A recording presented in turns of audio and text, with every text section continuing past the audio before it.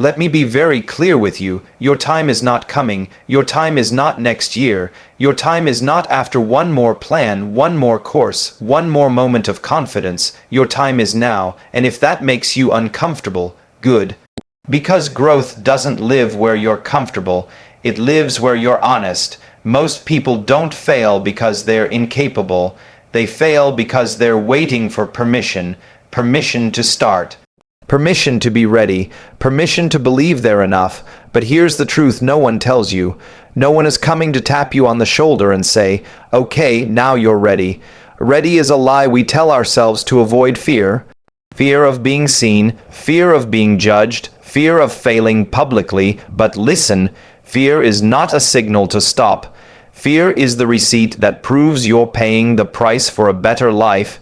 You don't become confident, then take action. You take action until confidence shows up, and yes, you're carrying baggage. Yes, you've been hurt. Yes, things didn't go the way you planned, but your past is not your prison, it's your training ground. What happened to you explains you. It does not excuse you from responsibility. The moment you accept full responsibility for your life, not blame, not shame, responsibility, you gain full control, and control is freedom. Here's the real shift you need to make. Stop living like someone who hopes to win. Start living like someone who has decided who they are, because motivation fades, energy dips, life hits hard, but identity holds when you decide, I am the person who shows up. You show up tired, you show up scared, you show up unsure, not because it's easy, but because that's who you are now. So if you're waiting for the perfect time, this is it. If you're waiting to feel ready, act anyway. If you're waiting for confidence, earn it through action. You don't need more time, you need more courage, and courage doesn't mean you're not afraid. It means you move forward despite the fear. So decide, right now, not tomorrow, not someday, decide that your story changes here. Decide that comfort is no longer the goal. Growth is.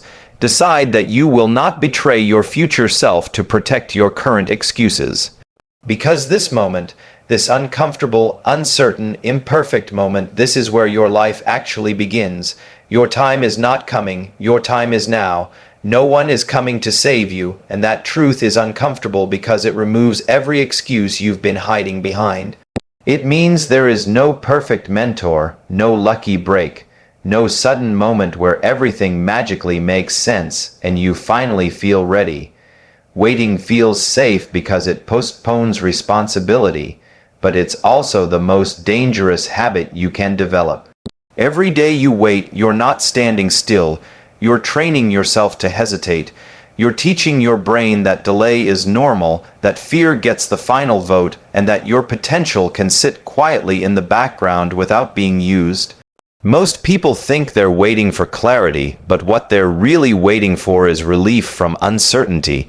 They want guarantees. They want proof that the effort will pay off before they begin. But clarity doesn't come from thinking harder or planning longer. It comes from movement.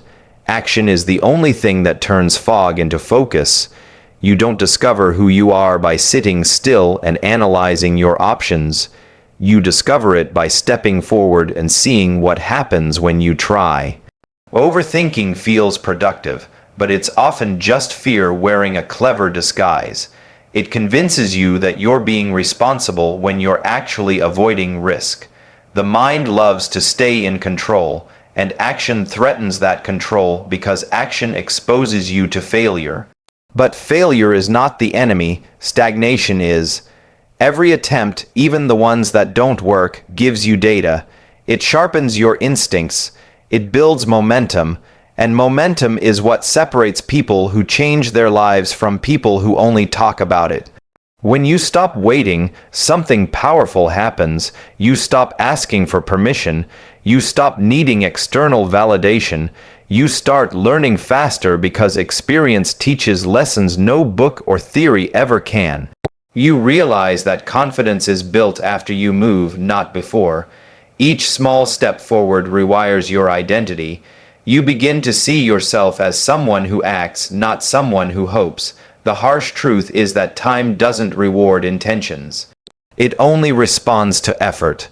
While you're waiting for certainty, life keeps moving, opportunities keep passing, and the gap between who you are and who you could be quietly grows.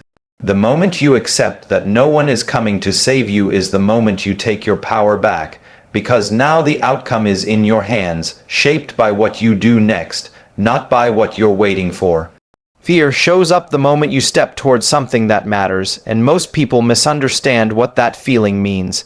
They treat fear like a warning sign, like proof that they're about to make a mistake or that they don't belong. But fear isn't a stop sign. It's the entry fee. It's the cost of admission for growth, progress, and becoming someone you've never been before. If you weren't scared, it wouldn't mean you were ready. It would mean you're playing small enough to stay safe. When you feel fear, it doesn't mean you're unqualified. It means you're early. You've arrived at the edge before your skills have fully caught up. And that's exactly where learning happens fastest. Mastery never comes first. Exposure does. Experience does. The people you admire didn't wait until fear disappeared. They learned how to move while carrying it. Fear didn't vanish for them. It became familiar, manageable, and eventually irrelevant. The brain is wired to protect you, not to help you grow. Fear is its way of saying, this is unknown. But unknown doesn't mean unsafe. It just means new. Every meaningful step forward in your life came with uncertainty attached. Whether it was your first big decision, your first risk, or your first time choosing yourself. Growth has always required you to walk into situations where the outcome wasn't guaranteed. The problem starts when you let fear decide for you. When fear becomes the authority, it shrinks your world. It convinces you to delay, to downsize your goals, to wait until you feel more prepared. But preparation without exposure is an illusion. You don't get brave by thinking about being brave. You get brave by acting while your hands are shaking and your voice isn't steady yet. Fear doesn't disqualify you, avoidance does. Every time you step back, you reinforce the belief that fear is something to be obeyed. Every time you step forward, you teach yourself that fear can be carried. You don't need to eliminate it. You need to move through it. That's how confidence is built, not as a feeling, but as evidence. The moment you realize fear is part of the process, it loses its power to control you. It becomes information instead of a verdict. You stop asking, why am I scared? And start asking, what is this asking me to grow into? Because on the other side of fear isn't comfort. It's capability, resilience, and a version of you that only exists if you're willing to pay the entry fee. Your past has a story, and that story matters, but it does not get to write your future unless you keep handing it the pen. What you've been through explains how you learn to think, react, and protect yourself, but it does not define what you're capable of becoming.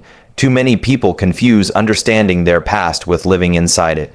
They revisit old wounds not to heal, but to justify staying the same, and while that feels safe, it quietly steals their power. Blame is comfortable because it removes pressure. If your circumstances, your upbringing, or someone else's choices are the reason you're stuck, then you don't have to change, you don't have to risk failing, you don't have to confront the hard truth that growth requires discomfort. Blame lets you rest in explanations instead of stepping into responsibility, but comfort has a cost, and that cost is forward momentum. Responsibility, on the other hand, is heavy. It forces you to look at your life and admit that even if what happened to you wasn't your fault, what happens next is still your responsibility. That idea scares people because it leaves no place to hide. But inside that weight is freedom. The moment you take responsibility, you reclaim control. You stop being a passenger in your own life and become the one making decisions, even when they're hard. Taking responsibility doesn't mean denying pain or pretending the past didn't hurt. It means refusing to let pain decide the limits of your future. It means saying, this shaped me, but it will not cage me. Growth begins when you stop asking who caused the damage and start asking who is going to do the repair. That shift changes everything because now your energy is spent building instead of reliving. When you choose responsibility, you stop outsourcing your power. You stop waiting for apologies, closure, or perfect conditions. You recognize that healing is an active process, not something that happens when the world finally treats you fairly. Responsibility turns lessons into leverage. It transforms setbacks into training and pain into perspective. The past will always be part of you, but it doesn't get to be in charge. You can learn from it without obeying it.